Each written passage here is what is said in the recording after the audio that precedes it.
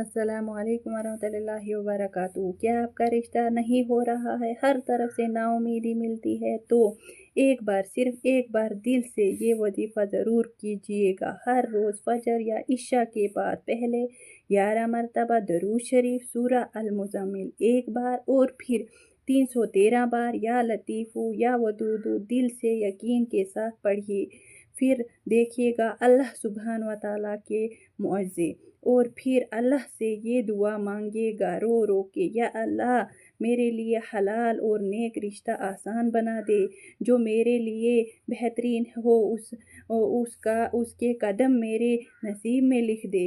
बस इस अमल को 21 दिन तक रोज़ाना करिएगा इंशाअल्लाह। फिर देखिएगा कि अल्लाह सुब्हान व तआला किस कुदरत से आपका नसीब खोलता है। रिश्ता रुक गया है लेकिन रहमत का दरवाज़ा बंद नहीं होता।